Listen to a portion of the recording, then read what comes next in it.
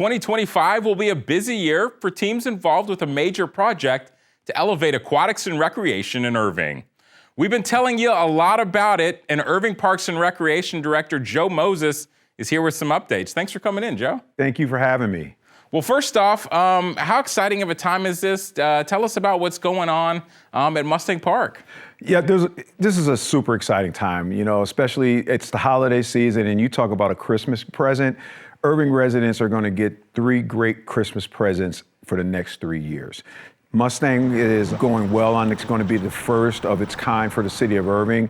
It's a multi-generational recreation center where you will have a senior component, an aquatic component, a rec component. We'll have an indoor track and a couple other features I want to keep as a surprise for our Irving residents, but it's going to be amazing. It's right there off of 635. We're in the process with design documents and finalizing everything, and hopefully we'll be breaking ground in the early part of next year. And so what's kind of the long-term time frame there for Mustang Park? We're looking at about 2027. Like I said, for the next 3 years, we'll be opening up a new facility, which is amazing. So, as 25, we'll be opening up Lee, 26, we'll be opening up Center Park, and then Mustang will be the crowning jewel in 27. So before that, Center Park will get a major upgrade. Tell us about that. Yeah, we are taking out the old pool, and we're going to build an indoor natatorium attached to the facility. We're going to reorientate the facility, so the main entrance will no longer be on the back side. It's going to be on the front side of Center Park, opening it up to the park.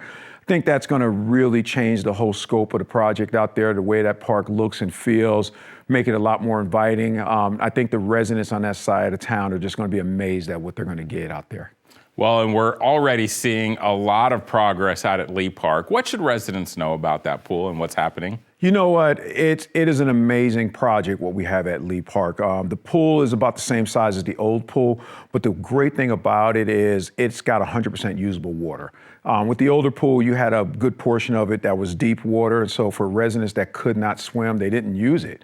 So when you go to those older style pools, you see most of your people hanging out in the shallow end, having fun, trying to stay cool, but majority of your deep end of the water was empty. This one I think 5 feet is about the deepest water. So you'll have people all over the place. There'll be plenty of play features out there.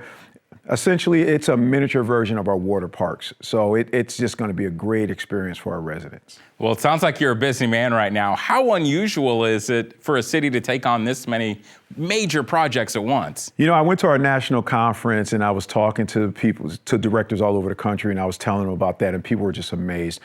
I've never known anybody to do this many projects simultaneously at the same time.